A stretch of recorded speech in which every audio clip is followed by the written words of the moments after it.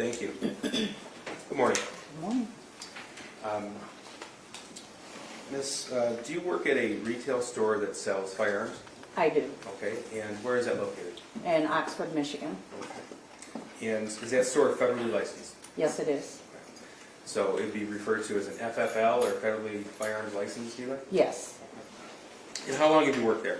Approximately 4 years. What is your duties there? What are your duties there? At this time, I am the office manager. Okay.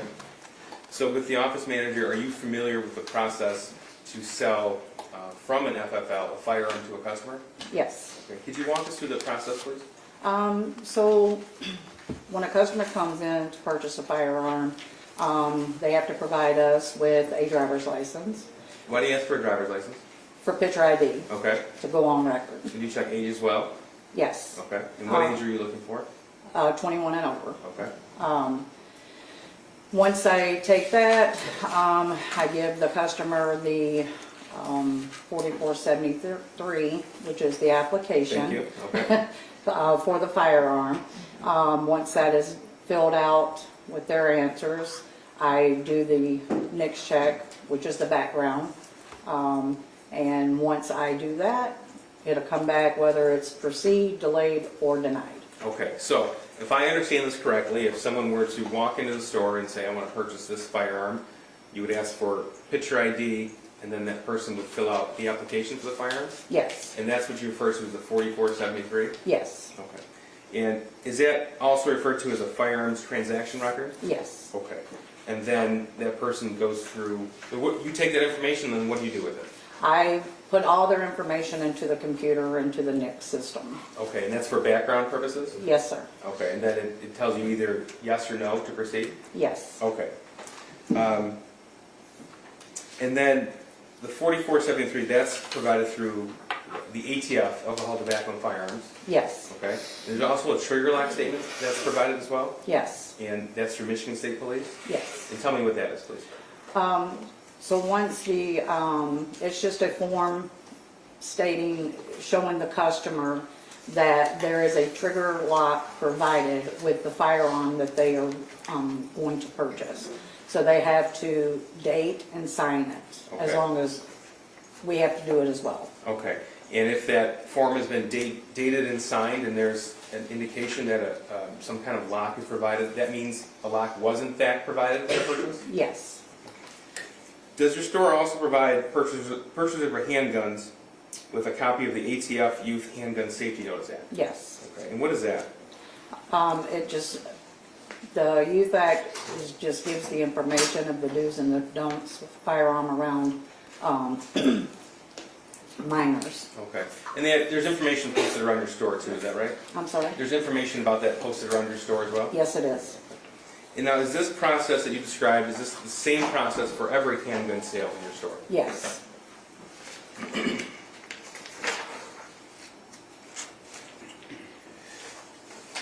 Now, have you sold a firearm to James Crumbley?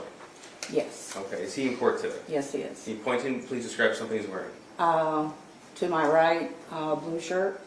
Will the record reflect identification of the defendant, Judge? The record will reflect the report of identification of the defendant, James Crumbley. Thank you, Judge. Ms. Back, when a firearm is sold from your store, are receipts kept? Yes. Okay.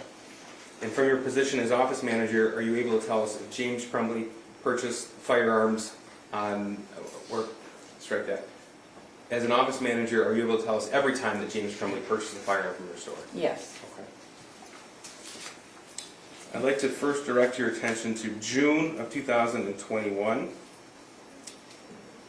Miss, you've seen receipts, pistol sales records, trigger lock statements, firearms transaction records of firearm sales from your store to James Crumbley, is that right? Yes. Okay. So I'm going to, these have been admitted. It's exhibits 29, 30, 31, 32, 33, 34, 35, and 36 for the record. Okay. And Ms. Beck, we'll go through those one by one. Sure. Okay.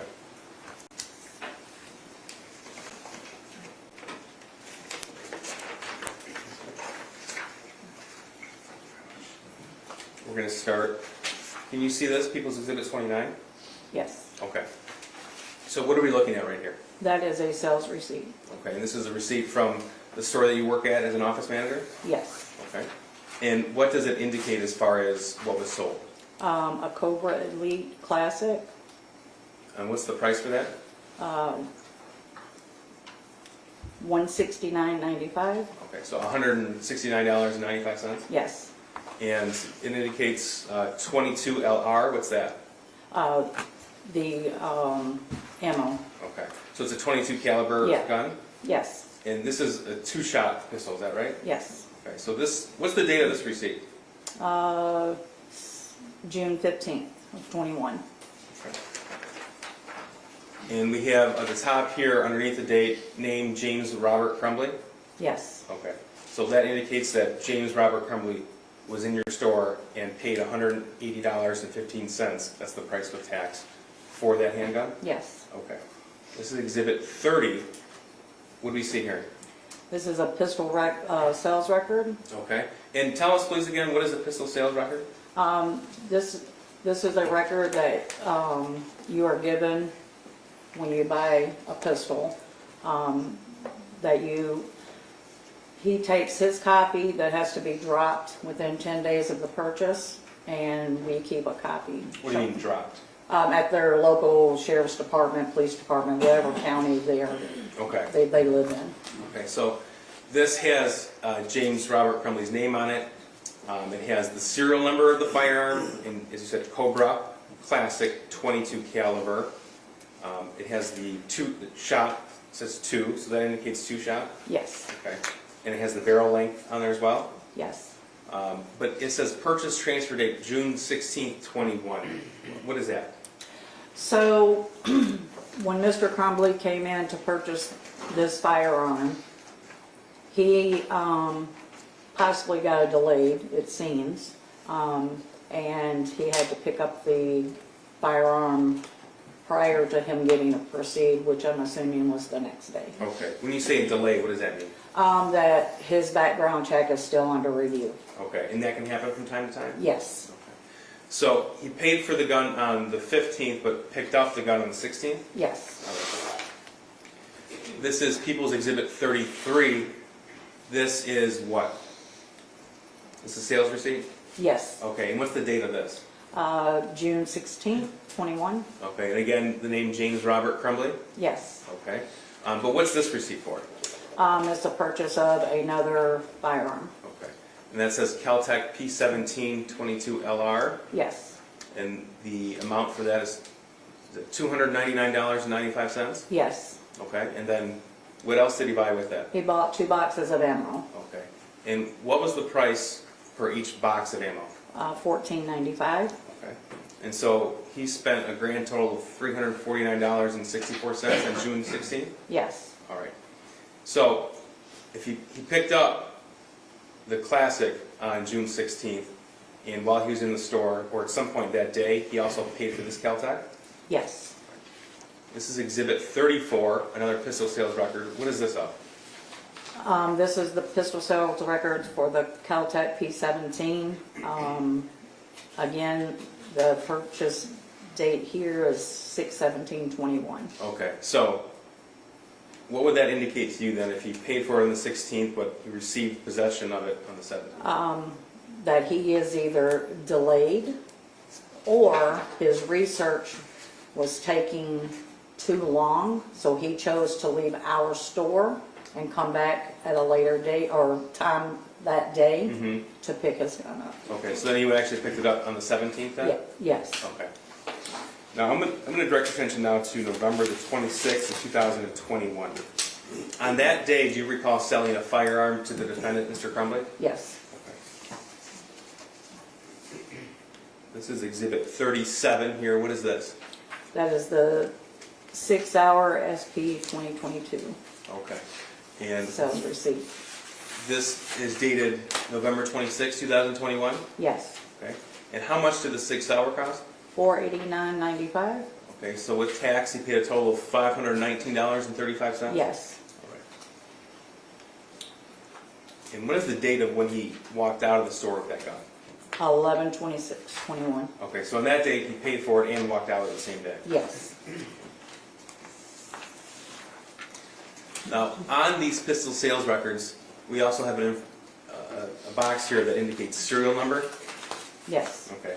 To your knowledge, does every firearm have a unique serial number? yes, they do. Was the defendant with anyone when he made this purchase of the 6 Sauer 9mm? Yes.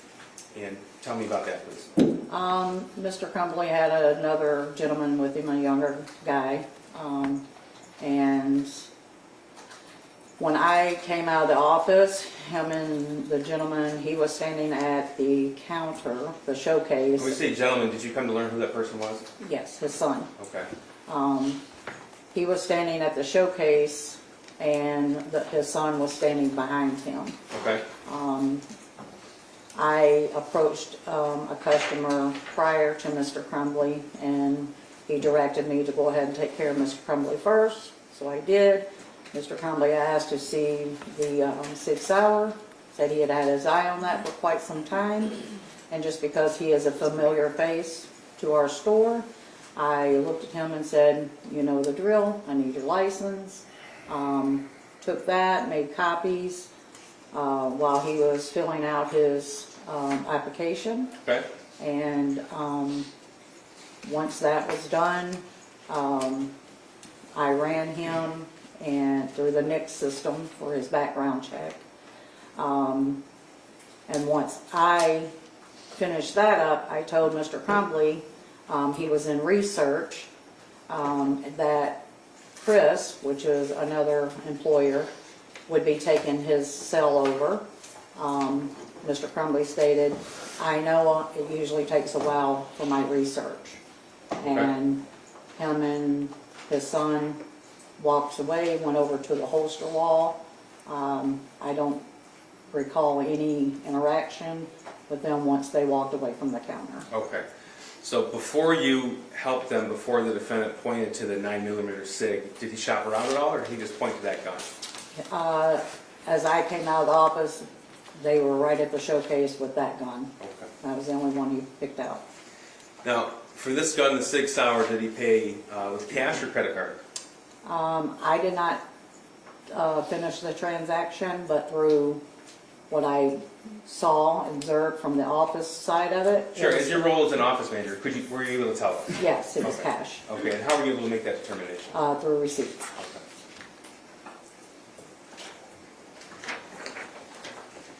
I'm going to show you Exhibit 39. This is a portion of a firearms transaction record. Zoomed in so you can see it. May I approach the witness? Sure. Ms. Back, this is the, let me show this to you. This is the 3-page document.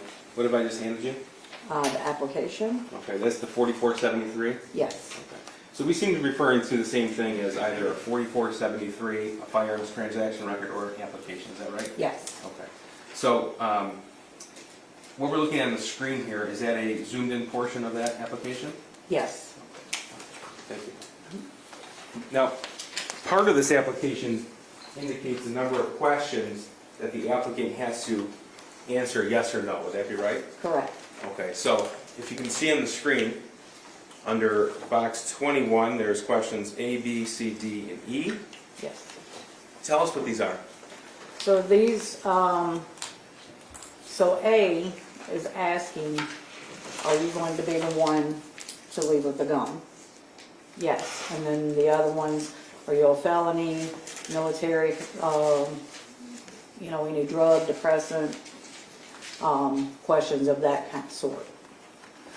Okay, so A says, are you the actual transferee/buyer of the firearm listed on this form and any continuation sheet ATF form 5300.9A? And then it has a bolded warning. What does that say? You are not the actual transferee buyer if you are acquiring a firearm on behalf of another person.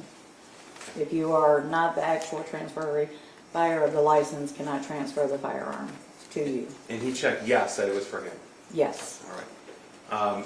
B is, are you under indictment for any felony? You check no to that. right, C, have you been convicted in any court, including military court, of a felony? You check no for that.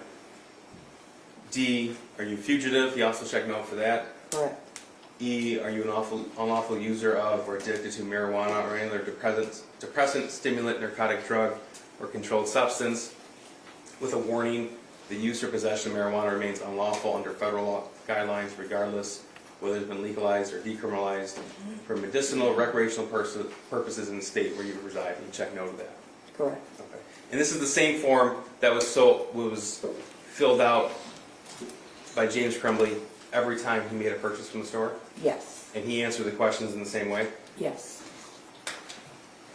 Now, you don't do any research as a office manager of a federal firearms licensed dealer to investigate if what he said in these questions are true or false. Is that right? No. Oh, here's the front of the form here. This is the same exhibit, Exhibit 39? Yes. Okay.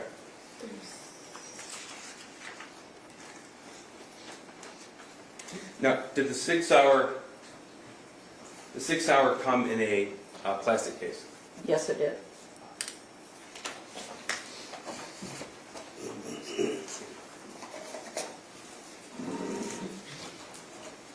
And this case itself does not have a locking mechanism, is that correct? The case, no. Okay.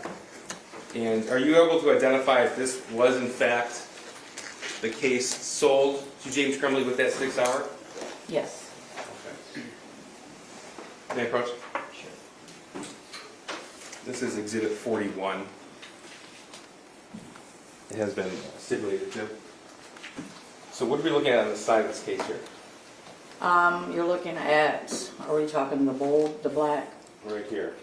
SN, what does SN mean? So that's the serial number, Okay.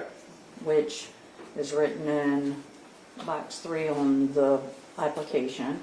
Okay.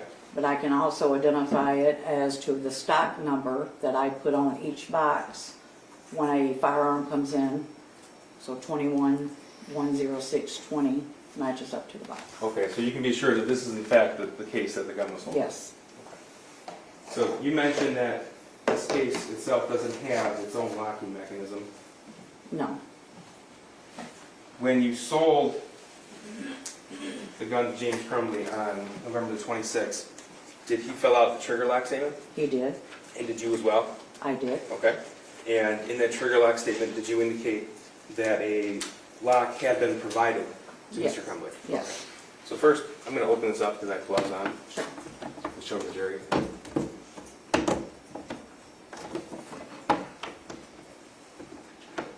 In this case, it's provided, it has an insignia SIG on it. Yes. So this is provided by 6 Hour, the manufacturer of the gun? Yes. Okay.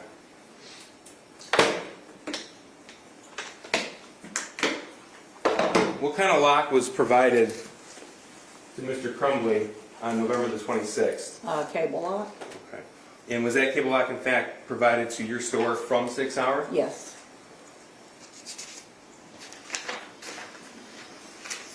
So this is Exhibit 40. This is the trigger lock statement from November the 26th, 2021. And this indicates that you did in fact provide him with that? Yes. Okay.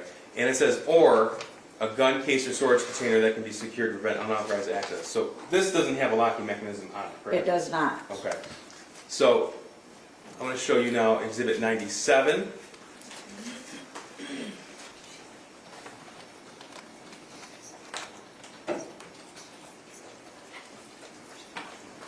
Exhibit 97, specifically on the right part of the screen here, what do we see here? You see the child handguard safety, the cable lock, and the 2 clips. And when you say the cable lock, was this cable lock and that pamphlet provided with James Crumbley when he bought the 6 Hour on November the 26th? Yes. Okay.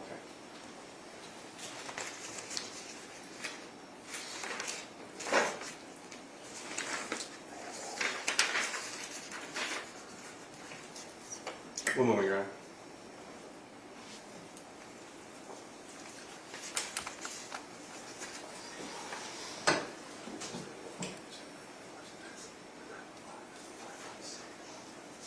Oh, thank you.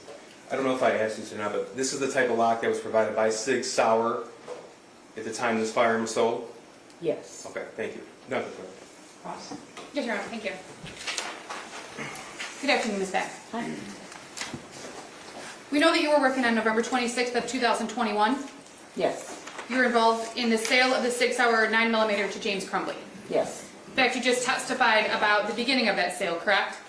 Yes. That you came out of the office, Yes. that you approached a different customer, Yes. then you approached Mr. Crumbley, Yes. who was standing at the counter. Yes. You testified that Mr. Crumbley knew which firearm he wanted. Yes. You recall that you had some conversation with Mr. Crumbley, I did not have a conversation with him. standing at the counter. I approached him and asked if he need help. And did you converse with him? Did you talk with him at all? No, I did not. You asked Mr. Crumbley which firearm he wanted to purchase? Or if he wanted to see anything? I asked if he need help, and he said, yes, I want to see that. And he indicated that, you indicated that you recognized Mr. Crumbley from prior purchases, correct? Yes. So you knew he'd been to the store before. Right.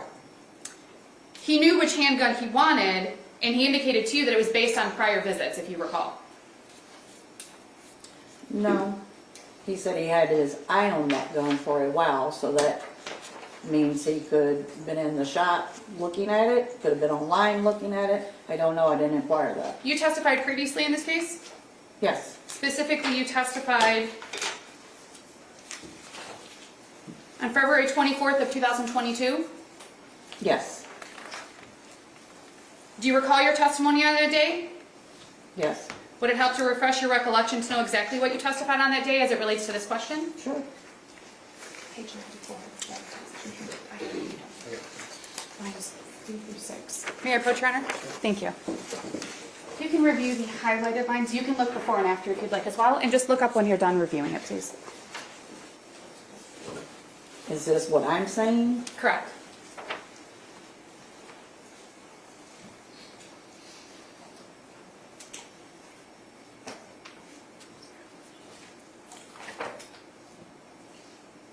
So this is saying what I just said?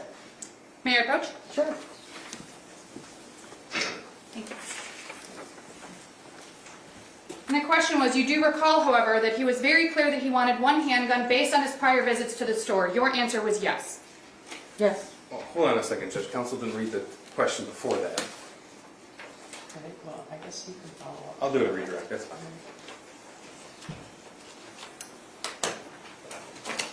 There was also some discussion, if you recall, you testified that Mr. Crumbley said, you testified on February 24th of 2022 that Mr. Crumbley said he'd had his eye on that firearm for a few days, if you recall. He didn't say a few days, he said quite some time. Your testimony was that he said that he had his eye on it for a few days, if you recall that testimony. Which page, Counsel? Yes, page 88, Thank you. specifically lines 3 through 4. Thank you.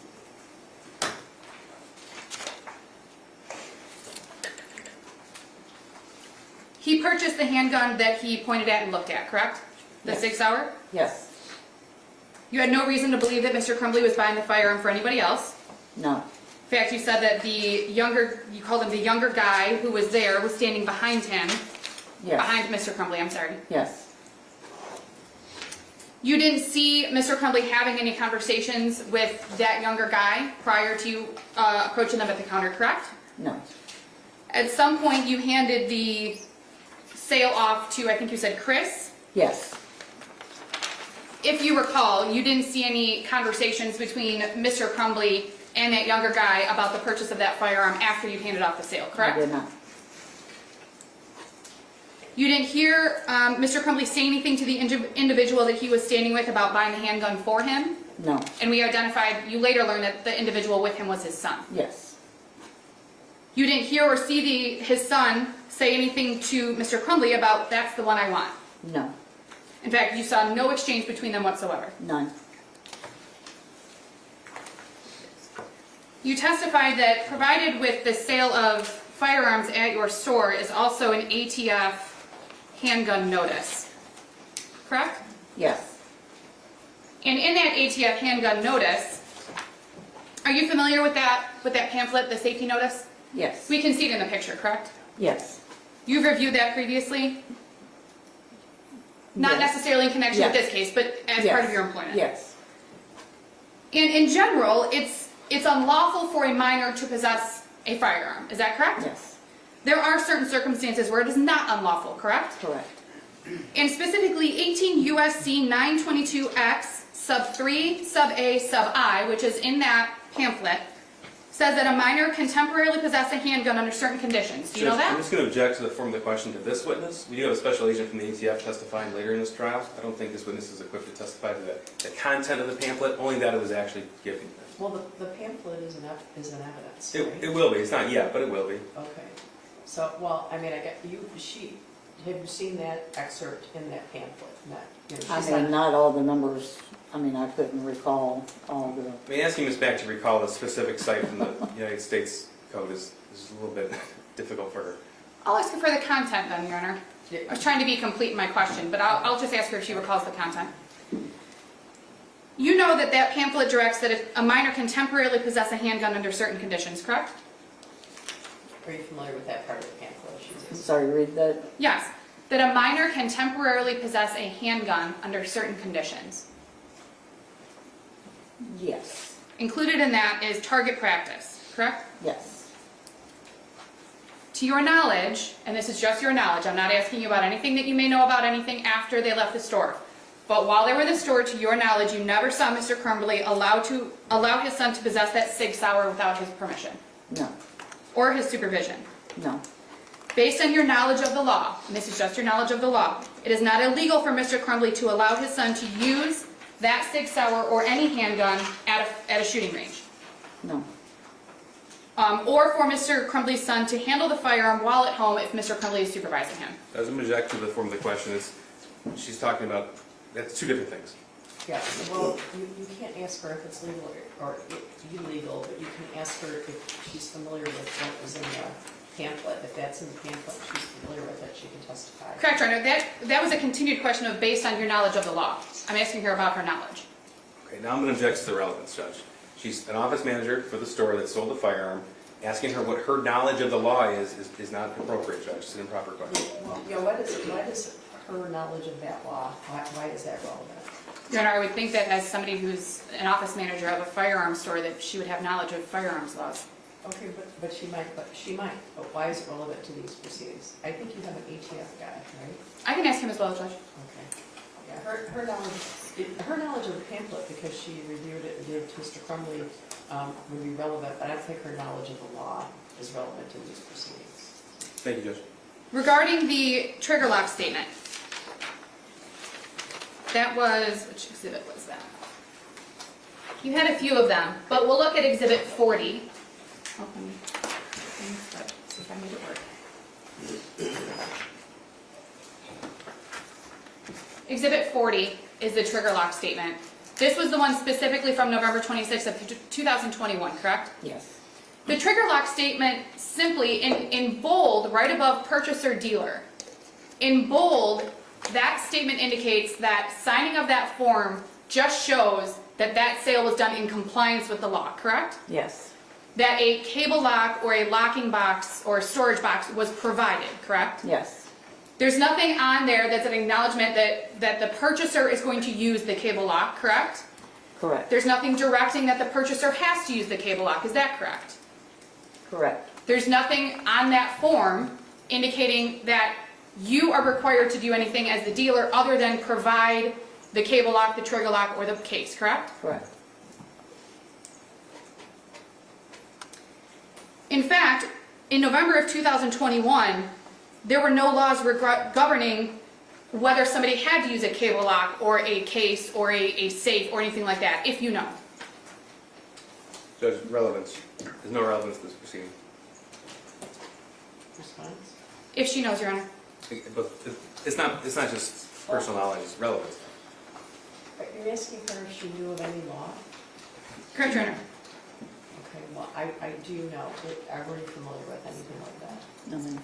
She doesn't know. Thank you. Exhibit 36, which is the firearm transaction record, I believe this was for the Caltech. You indicated on direct examination that Mr. Crumbley did not receive the firearm the same day that he purchased the firearm, the Caltech. Correct. And this is the firearm transaction record. This is page 2 of that form, correct? Yes. And you indicated on direct that you didn't know if it was delayed or if there was some other reason. It could have just been taking a long time with the federal government. Is that accurate? Yes. Now, if the sale was delayed, there would be a box checked on this page 2, correct? Yes. In fact, it would be toward here, toward the bottom, where in 27C, correct? Yes. And this says proceed. Yes. So that sale was not delayed by the federal government, other than maybe it was just taking a long time. Is that fair? Yes. I want to go back to the purchase of the Sig Sauer 9mm. Exhibit 37 is the receipt. And I will put it up on the screen for you.